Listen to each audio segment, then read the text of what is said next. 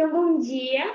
Hoje a gente vai começar a aula sobre HSA. O Vinícius que vai apresentar para a gente. E no final, faremos os comentários. Pode começar, então, Vinícius. Bom dia a todos. Então, meu nome é Vinícius, eu sou especializando do primeiro ano de terapia intensiva do CEPET. E hoje a gente vai conversar um pouquinho sobre hemorragia subaracnoide. Então, um pouquinho do nosso roteiro aí da apresentação, a gente vai falar um pouquinho do objetivo dessa conversa, o que nós temos por trás, aí, então, um background para dar um entreposto para a gente conversar, fisiopatologia, medidas diagnósticas, um pouco de scores e classificações, a abordagem terapêutica que a gente vai estar fazendo com esses pacientes e as referências que foram utilizadas para essa apresentação. Então, de maneira bem simples, né, o objetivo hoje dessa aula é a gente discutir um pouquinho e revisar quais os mecanismos fisiopatológicos, né, que vão estar acometendo esses pacientes dentro da unidade de terapia intensiva e como que a gente pode fazer a abordagem terapêutica desses pacientes para evitar complicações e melhorar o desfecho neurológico. Então, o que nós temos de relevante a respeito disso, né? Aproximadamente 15% de todos os acidentes vasculares cerebrais eles são hemorrágicos, né? Então, um volume bastante expressivo. E, anualmente, cerca de mais de 30 mil americanos sofrem de HSA não traumática. É um dado já um pouco mais antigo, mas ele chama a atenção pelo comprometimento expressivo que isso pode ter, principalmente quando a gente considera que a taxa de mortalidade desses pacientes ela vai oscilar entre 35% e 50% nos primeiros 30 dias, sendo que desses, praticamente mais da metade das mortes já ocorre nos primeiros 2 dias e que, basicamente, o volume do coágulo, enfim, a extensão do sangramento é que vai ser o principal preditor, né? Então, basicamente, a HSA ela acaba sendo uma condição de alta morbidade e alta mortalidade e que ela traz também uma sobrecarga sobre os sistemas de saúde. O principal objetivo, quando a gente fala de HSA, é a gente tratar as complicações secundárias e, principalmente, entre elas, o restangramento, né? Obviamente, então, essas principais complicações, sendo o restangramento uma das principais delas, onde 20% a 30% desses ressangramentos vão ocorrer no primeiro mês, e os pacientes que evoluírem com ressangramento, a probabilidade de mortalidade passa a ser de mais de 70%. E a segunda complicação que a gente vai estar tratando é o vasoespasmo. A gente tem uma estimativa de que praticamente todos os pacientes apresentem vasoespasmo, porém ele só vai se manifestar clinicamente em cerca de 40% dos pacientes, né? E desses pacientes que manifestarem o vasoespasmo clinicamente, 15% a 20% sofrerão aí um novo AVC ou acabarão falecendo apesar do tratamento, né? Então, em se tratando de fisiopatologia, nós podemos dividir, né, em 2 momentos. A gente vai ter, então, uma rotura aneurismática não traumática, né? E ela vai se dividir em 2 momentos. Um momento mais precoce, onde a gente vai ter uma lesão cerebral aguda. Essa lesão cerebral aguda ela vai ocorrer nas primeiras 72 horas, né? Então, após o rompimento do aneurisma, ela vai evoluir com uma ativação da resposta simpática, liberação catecolamínica, e ela vai evoluir com complicações cardiopulmonares, e também é associado a piores desfechos, né? E a gente vai ter um momento mais tardio, onde a gente vai evoluir com uma isquemia cerebral tardia, que vai acometer cerca de 1/3 desses pacientes. Ela normalmente ocorre entre 4 e 14 dias após a HSA, sendo o vasoespasmo, então, a principal causa dessa isquemia cerebral tardia, né? E aqui a grande questão é que após instalada é muito difícil que a gente consiga melhorar os desfechos neurológicos, né? Então, a lesão cerebral aguda ela ainda tem uma etiologia bastante incerta, né? Então, tem uma liberação de mediadores inflamatórios, a gente vai ter, a partir do início do sangramento, uma isquemia global no encéfalo, que vai ser de maneira transitória, né, principalmente pela rotura, e que vai elevar a pressão intracraniana desse paciente, vai reduzir o fluxo sanguíneo cerebral, né, que é um equivalente à pressão de perfusão cerebral para a gente, e ela vai ter uma ação tóxica do sangue sobre o tecido cerebral. Todos esses fatores associados, eles vão evoluir com vasoconstrição da circulação, apoptose das células endoteliais, vai ter uma quebra parcial da barreira hematocefálica, edema cerebral e acionamento da cascata tromboinflamatória. A isquemia cerebral tardia, ela vai se dar devido a uma desregulação cerebrovascular. Então, a gente vai ter aí os mecanismos de vasoespasmo, já vai estar associado com a disfunção microcirculatória, aquela cascata microtrombótica já vai estar instalada, a gente vai ter uma propagação divergente da despolarização cortical, né, um processo neuroinflamatório complexo já instalado. E o vasoespasmo ele tem um curso típico, né, quando a gente fala em tempo, e que ele normalmente tem início entre 3 a 5 dias após a hemorragia, ele vai ter um pico de estreitamento máximo entre o 5º e o 14º dia, e a resolução vai se dar de maneira gradual entre o 14º e o 28º dia. Normalmente, como que a gente diagnostica o vasoespasmo, né? Então, ele é através de alterações do estado mental, normalmente entre o 3º e o 10º dia após o sangramento, desde que essa alteração ou pelo Doppler transcraniano. Então, se a gente for olhar a imagem, a gente vai ter a ruptura do aneurisma, que é o fator desencadeante, vai ter uma hiperatividade simpática, com uma liberação excessiva de catecolaminas, e essas catecolaminas elas podem levar a um edema pulmonar, podem levar até uma instabilidade cardíaca, né? E a própria hemorragia subaracnoide vai causar essa isquemia transitória, né? Disfunções microcirculatórias, alterações celulares e edema cerebral. Após esse tempo, então, a gente vai evoluir com desregulação vascular cerebral, microtromboses, né? Vasoespasmo, neuroinflamação, e evoluindo, então, para isquemia cerebral tardia, onde a gente vai ter déficits focais, né? Enfim, vai começar a reduzir as possibilidades de melhores desfechos, né? E sempre lembrar que a gente precisa sempre excluir outras causas. O diagnóstico, então, da HSA ele vai se dar através de uma tomografia de crânio não contrastada, né? Ela é um exame de escolha, só que a gente sempre tem que lembrar que a sensibilidade do exame ela vai reduzir com o passar do tempo. Então, após o primeiro dia, nas primeiras 12 horas, é de praticamente 100% de sensibilidade. Aí cai após as primeiras 12 horas para 96%, após 24 horas já está abaixo de 85%, e assim sucessivamente. Caso exista a suspeita clínica de uma HSA com história clínica compatível, então o paciente tem alteração de estado mental, não é sugestivo de um processo infeccioso, mas que a gente precisa também excluir, é necessário que seja feita a punção licórica desse paciente. Então, se a gente tiver uma TC de crânio negativo para HSA e uma punção licórica também negativo, a gente pode, então, excluir o diagnóstico de hemorragia subaracnoide.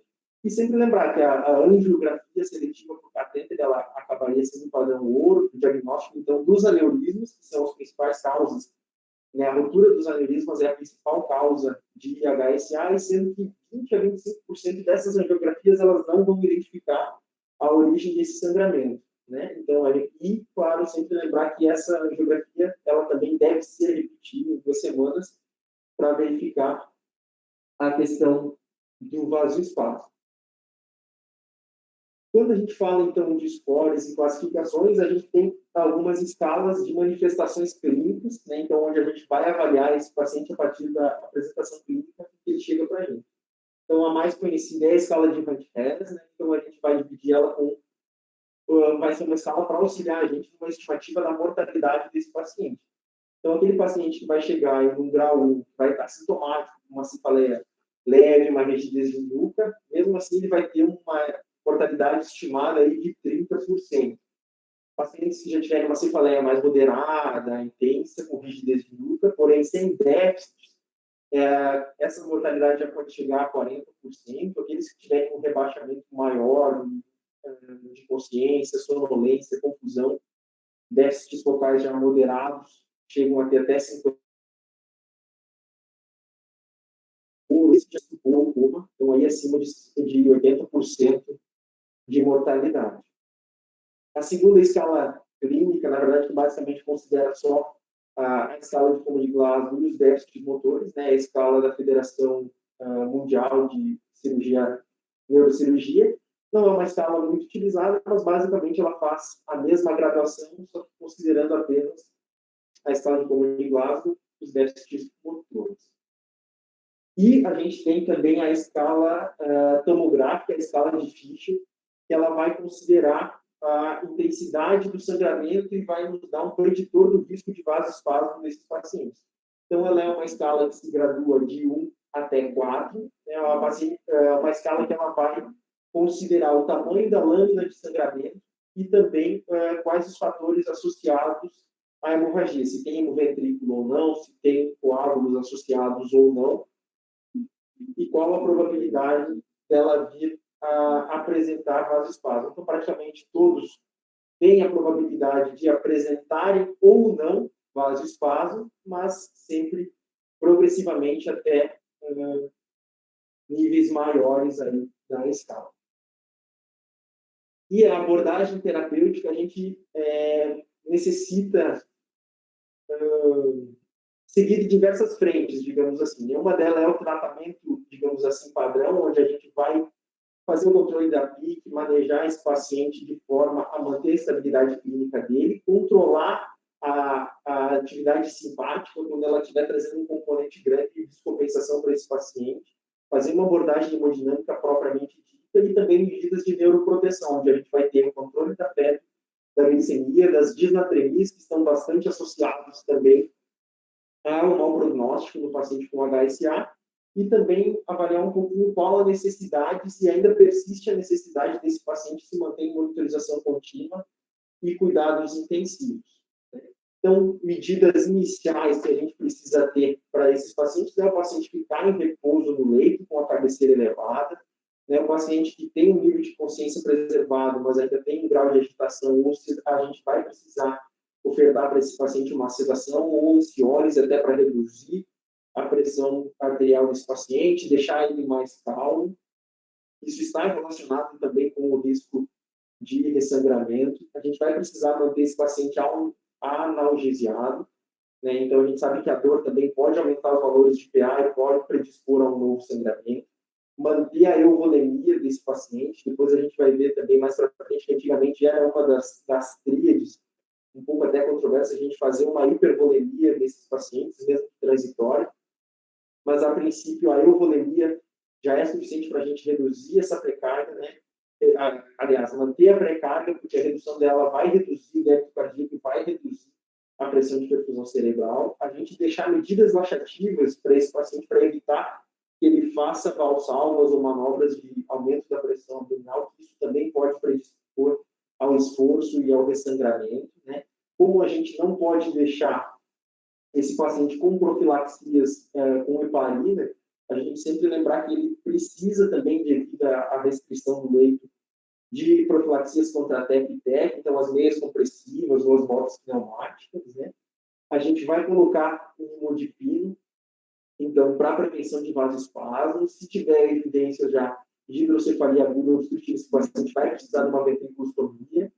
E alguns pontos controversos, assim, a questão de profilaxias já fixas para convulsões, então o paciente que tem maior risco, eventualmente, que vai ter hematomas associados, então lesões lobares importantes, teoricamente necessitariam uma profilaxia imediata já para convulsões, mas ainda é um pouco divergente na literatura, e outras medicações que também reduziriam o risco de vasoespasmo e evoluiriam com melhores desfechos neurológicos, né, como é o caso do tirilazate. Mas ainda isso tem poucos estudos e é bastante controverso.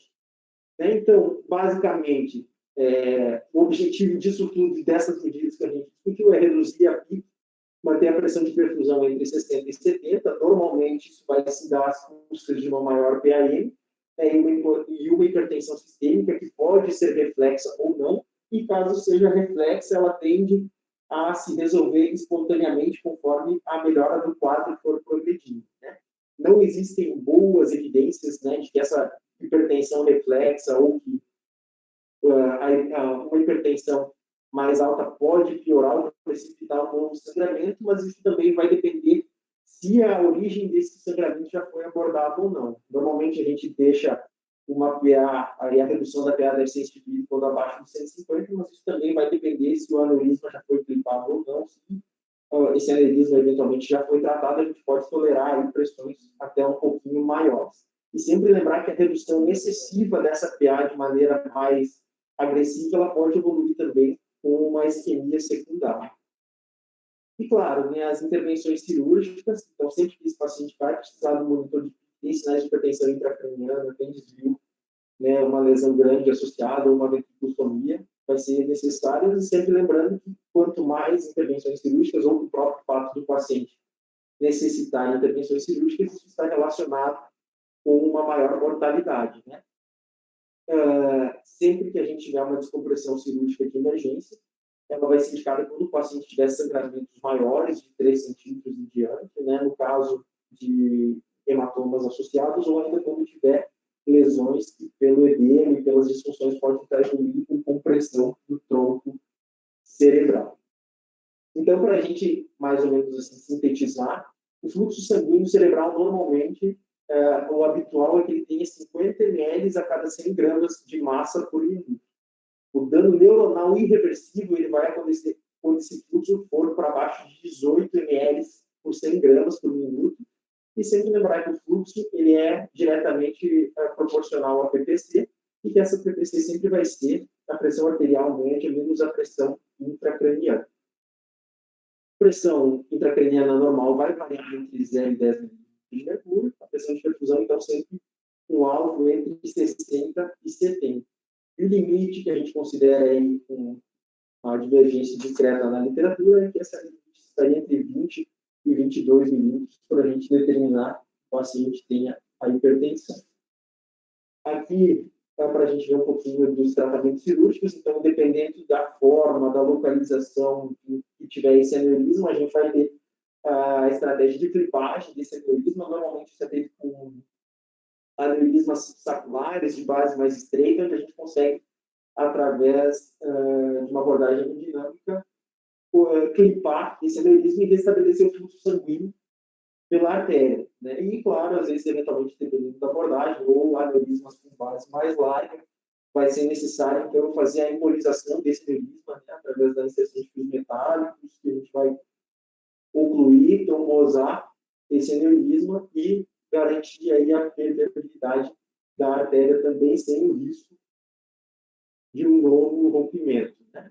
Então, basicamente, o tratamento cirúrgico, a gente precisa definir qual é o melhor momento para ser abordado, e isso vai levar alguns fatores em consideração, principalmente a complexidade do acesso, então, se é uma região de mais fácil acesso ou não, se esse doente está estável clinicamente a ponto de fazer esse procedimento, e qual vai ser a dificuldade técnica para a gente realizar essa abordagem, né? Sempre lembrar que o tratamento cirúrgico, no caso, ele vai ser para prevenção do ressangramento, né? E sempre quando a gente tiver, por exemplo, uma clipagem incompleta do aneurisma, ainda assim existem 8% de chances de ressangramento. Por isso é sempre importante a gente fazer uma angiografia pós-operatória nesses pacientes. Para a segunda parte, então, sempre quando a gente fala da atividade simpática, ela é uma atividade simpática reflexa que a gente vai precisar tratar. Então, se o paciente evoluir eventualmente com um edema pulmonar neurogênico, a gente vai ter que tratar isso, fazer estímulo diurético, restabelecer a volemia desse paciente, né? O atordoamento cardíaco da mesma forma. São complicações até, de certa forma, mais raras. E também sempre lembrar que esses pacientes eles vão evoluir com hiperlactatemia, podem, né? Nem sempre vão, mas que normalmente essa hiperlactatemia ela não é de característica perfusional, né? Então ela vai ter, pelo excesso de descarga catecolinérgica, ela vai acabar estimulando a via hiperglicolítica, e isso vai se refletir laboratoriamente no aumento do lactato, né? Uma questão bem interessante que trouxe, a princípio isso tem estudos bem incipientes ainda, mas é talvez uma das questões para a gente ficar de olho, é que alguns estudos observacionais também, e outros de pouca amostragem, eles mostram que o uso de Precedex nesses pacientes, nas primeiras 24 horas após a HSA, poderia também ter alguma discreta melhora dos desfechos neurológicos e reduzir a apresentação de vasoespasmo, mas isso ainda é bastante especulativo. Quando a gente fala, então, de uma abordagem hemodinâmica, a gente sempre vai ter em mente, né, a questão de manter a pressão intracraniana e a pressão de perfusão intracerebral, a pressão de perfusão cerebral em limites aceitáveis, né? Então, a gente tem algumas estratégias. A hiperventilação é uma delas, né? Então, a gente mantém esse paciente com uma PCO2 próxima de 25 milímetros, para, no intuito de causar uma vasoconstrição cerebral, reduzir um pouquinho o fluxo sanguíneo cerebral, e que isso vai, de certa forma, servir de ponte para outras terapias, né? Sempre lembrar que o corpo ele tem mecanismos compensatórios para isso, então isso é uma estratégia transitória. E também o manitol ou salina hipertônica, que eles vão ter, na verdade, dois efeitos. O primeiro deles, que é o efeito da própria expansão volêmica, digamos assim, quando a gente administra esses fluidos incômodos, eles também vão expandir o volume intravascular, né, vão reduzir um pouquinho o hematócrito, a viscosidade sanguínea, e vão, consequentemente, aumentar o fluxo sanguíneo cerebral, mas que também eles vão ter o efeito secundário de uma desidratação osmótica. O efeito clínico aí pode variar de 90 minutos até 6 horas, e com uma dose habitual de 0,25 até 1 grama por quilo, mas sempre atento que a gente vai estar depletando esse paciente. Então, ao mesmo tempo que a gente está ofertando isso, a gente tem que garantir uma euvolemia para esses pacientes. A tríade, antigamente, que se falava muito no tratamento desses pacientes era a hipervolemia, a hipertensão e a hemodiluição, né, para a gente manter esse fluxo sanguíneo cerebral e uma pressão de perfusão cerebral adequada. Só que a hipervolemia, se a gente for ver um paciente que, a princípio, não tem nenhuma disfunção cardíaca, nenhuma disfunção renal, a gente não vai conseguir manter ele em um estado hipervolêmico que não seja curto ou transitório, porque aí o paciente vai depletar esse volume e só vai ser, na verdade, uma administração desnecessária. Então, o que a gente acaba, hipoteticamente, faz bastante sentido, né, assim, teoricamente, mas é muito difícil que a gente consiga atingir esse estado de hipervolemia na prática, e então a gente acaba sempre objetivando manter o paciente euvolêmico. O controle da febre, obviamente, né, para a gente ter, e glicêmico, para a gente manter, reduzir o consumo de oxigênio cerebral, e como estratégias neuroprotetoras, e também as disnatremias, né? A gente sempre tende a ter a hiponatremia presente em cerca de 1/3 dos pacientes, que ela pode ser uma hiponatremia hipovolêmica também, ou distúrbio de secreção de hormônio antidiurético, ou então uma síndrome cerebral perdedora de sal. Normalmente, quando esses pacientes se apresentam hipernatrêmicos, então, normalmente é uma hipernatremia transitória, normalização espontânea entre o 6º e o 12º dia, que acaba sendo uma condição bem menos frequente. Normalmente, esses pacientes chegam a ficar até próximo de 12 dias sobre a necessidade de vigilância contínua, né? Então, em unidades de cuidados intensivos, né? Principalmente para prevenção de ressangramento e vasoespasmo, e também para detecção precoce das condições caso aconteça, e para o imediato tratamento desses doentes. E aqui, então, um pouquinho das referências que a gente utilizou, mas seria isso. Muito bem, parabéns pela... Isso me interessa. Tá, então tá. Eu só vou fazer uns comentários para complementar aqui. Vou voltar lá do começo.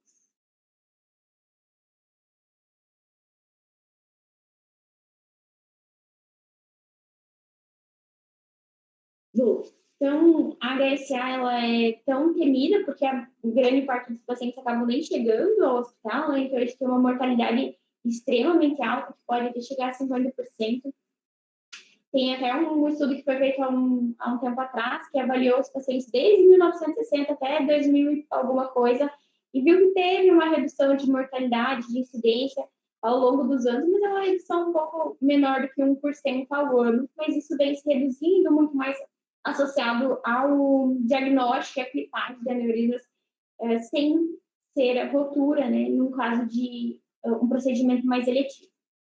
Bom, desses pacientes que chegam para a gente, uma grande parte deles vai acabar evoluindo com ressangramento, que é o que a gente mais teme, principalmente nas primeiras horas. Então, as primeiras 12 horas são as horas mais em xeque, em que a gente tem que cuidar, porque esse paciente ele ainda está sangrando, então o risco de ele ressangrar agressivamente e acabar evoluindo a óbito é muito alto. Passadas essas horas iniciais, a gente vai, então, manter aquele manejo de UTI. E aí, o que vocês têm que saber para cuidar de um paciente que internou aqui numa HSA? Então, se esse paciente ele conseguiu chegar ao hospital, ele veio aqui, ele às vezes não tem um score, um ranking tão alto, nem da World Federation, que é o que, na verdade, tem se tendido a utilizar um pouco mais essa classificação. Acha-se que ela é talvez um pouco mais elucidativa do que o Rank-RES. O Rank-RES acaba sendo um pouquinho mais subjetivo, e você vai mais pela análise sintomática mesmo do paciente. A World Federation você classifica um pouco mais objetivo. A gente vê o Glasgow, que é aquilo que a gente enxerga realmente, e a presença ou não de um déficit focal. Então, ela acaba se tendendo a utilizar ela um pouco mais, embora ainda estamos muito acostumados a utilizar na conversa mesmo a Rank-RES. Então, esse paciente que às vezes não está numa escala tão alta, chegou para você bem, tranquilo, você vai ter que cuidar muito bem desse paciente. Porque por mais que ele pareça que está ótimo, que não tem nada, ele tem ainda um alto risco de sangrar e depois disso evoluir com todas as complicações. Então, assim, vou passar aqui. A rotura, logo em seguida que esse paciente chega, ela já vai começar a ter várias alterações cerebrais, e é o que a gente tem da EBI, né, que é a injúria cerebral precoce que acontece. Já podemos ver várias alterações da parte dinâmica do paciente, pulmonar, então existe o edema pulmonar neurogênico, embora ele seja muito infrequente, isso existe. A liberação alta de catecolaminas, esse paciente vai ficar hipertenso, e naquele momento que ele internou para você, ele ainda tem um aneurisma aberto, então ele não foi tratado, você vai conversar com a equipe assistente, vai ver qual vai ser o melhor tratamento para esse paciente, mas você tem que cuidar dele inicialmente, cuidar principalmente da pressão. Então, o nosso alvo de pressão na HSA é 160 de sistólica, tá? Mantém, então, uma PAS em torno disso, abaixo disso sempre, né? E aí, o ideal é que nas primeiras 72 horas seja programado o tratamento desse paciente, ou clipagem ou embolização com coio. Tem-se a preferir a clipagem naquele paciente jovem que tem um aneurisma de fácil acesso, por parecer ser uma medida que seja mais duradoura, né? E aí, naqueles aneurismas que às vezes tem um difícil acesso, vai se preferir pela embolização. Então, tendendo a fazer isso em até 72 horas no máximo. Quanto antes você tratar esse aneurisma, melhor para esse paciente e melhor para você que está cuidando. Então, até a clipagem do aneurisma, PAS de até 160. Inicialmente, esse paciente ele não vai ter uma monitorização multimodal. Se ele tem lá um Rank-RES 1, 2, até 3, esse paciente não vai colocar uma PIC. Você vai ter que monitorar ele de outras formas. Mas se caso ele evoluir com uma piora, você poderia, então, discutir com a equipe assistente e acabar, talvez, solicitando que seja colocada uma monitorização mais invasiva.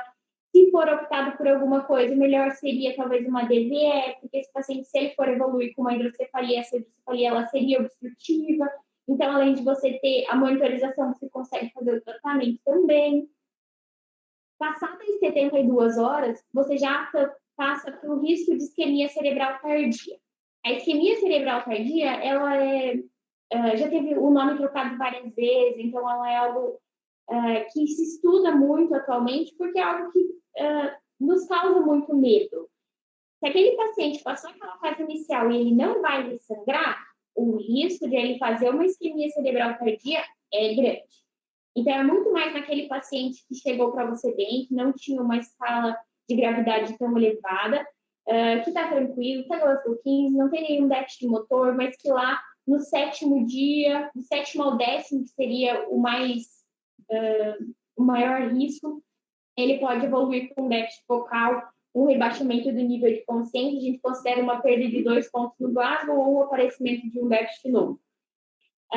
E aí, esse paciente, o que você vai fazer com ele? Qual que é a indicação de tratamento? Então, primeira coisa que você vai fazer dentro da UTI é causar hipertensão nesse paciente.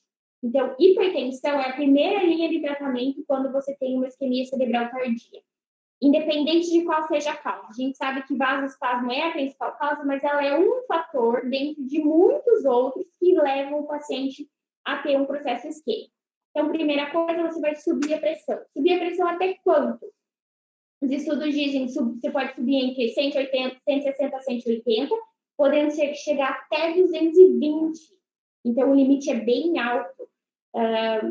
Você pode considerar também, então, 160 a 220 de sistólica, uma PAM limite de até 140, que é bem alta, e uma PTC de 120, mas esses são os limites máximos, né? Você não vai querer atingi-los. Mas você vai ultrapassar ali o limite de 160 de sistólica para poder perfundir melhor esse cérebro.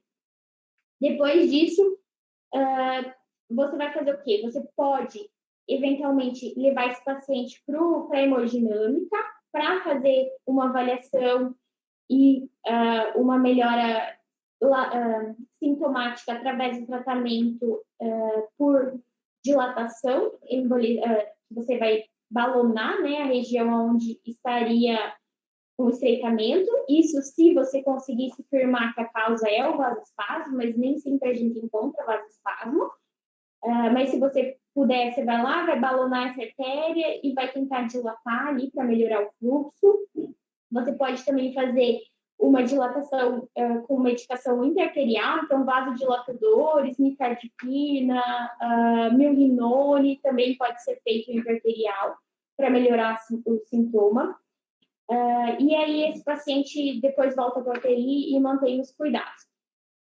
Se mesmo assim você fez hipertensão no paciente, ele continuou sintomático, você mandou ele para a hemodinâmica, ele continuou sintomático, o que mais você pode fazer para melhorar? Aí tem se descrito que você pode aumentar o débito cardíaco do paciente. Seria o terceiro passo, que é aquele paciente que já está sendo refratário a uma medida de refratariedade, que seria a primeira linha, medida de refratariedade hemodinâmica, refratário ainda, aumento do débito cardíaco. Aumento do débito cardíaco pode precisar de várias formas. Então, você vai utilizar a hemodinâmica do paciente, vai fazer volume, mas também tem se descrito o uso de inotrópicos, né? Então, o inotrópico, ele não vai agir para vasodilatação, ele vai agir para melhorar o débito cardíaco. Você pode usar dobutamina? Pode, mas tem se preferido usar milrinone, nesse caso, endovenoso, em bomba, porque além desse aumento do débito, parece que existe uma reatividade nos receptores beta na HSA e o paciente com HSA não tem tanto receptor beta disponível, então talvez você usar um outro meio que seria, no caso, a milrinone, você pode ter mais benefícios. Você até tem descrito usar balão intraórtico, tá? Mas eu nunca cheguei a ver até esse ponto, mas tem-se o relato de usar. Que mais? Depois disso, o paciente ele vai começar a melhorar, então, ao longo do tempo. A isquemia cerebral tardia, ela vai deixar déficits, pode ficar déficits permanentes no paciente, ou você pode conseguir reverter isso com as medidas que você fez até então. A partir de 21 dias, isso já começa a ser reversível e vai voltar, vai diminuir o vasoespasmo, você já tratou os outros fatores também, então é para diminuir, mas esse paciente pode ter ficado com uma lesão permanente já. O que mais? Vamos em frente. Deixa eu ver. Essa figura aqui ela é bem boa, bem explicativa, né? Então, em relação ali até 72 horas a lesão primária, depois a lesão tardia, após as 72 horas, e tudo que acontece no organismo. Para tentar evitar o vasoespasmo, a gente acaba usando então o nimodipino, que na dose de 60 mg de 4 a 4 horas, a gente vai manter isso até o 21º dia. Outras complicações, então, seriam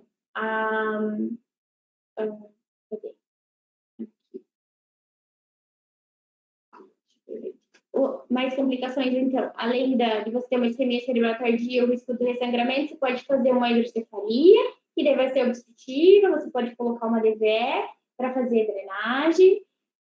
Se ela for permanente, depois você pode progredir isso para uma DVT. Em relação às disnatremias que também vão ocorrer, você tem que saber qual é a causa, se é, às vezes, o teu manejo, que muitas das vezes os distúrbios de sódio são causados pelo mau manejo que a gente faz na UTI, mas esse paciente pode estar evoluindo também com alguma outra síndrome, ou uma SIAD, ou uma síndrome cerebral perdedora de sal. A diferença entre uma ou outra é a presença ou não. Vocês foi estudada a dona Marlete, ela está com 13 de mil desligando, traduziu. Então, a diferença entre uma ou outra é a volemia do paciente. O paciente que tem SIAD está hipervolêmico, o paciente que tem síndrome cerebral perdedora de sal vai estar hipovolêmico. E o tratamento também vai diferir, porque um é ao contrário do outro. O que mais? Eu acho que basicamente que era isso. Mais controle pressórico, que é o que a gente tem que saber. A profilaxia e como agir naquele paciente que tem isquemia cerebral tardia. Alguma dúvida, gente? Não? Então tá bom. Então, beleza, terminamos. Semana que vem a gente vai ter novamente uma aula de neuro, tá? Vai ser hematoma interparentematoso, nesse mesmo local e nesse mesmo horário. Então tá, muito obrigada, pessoal.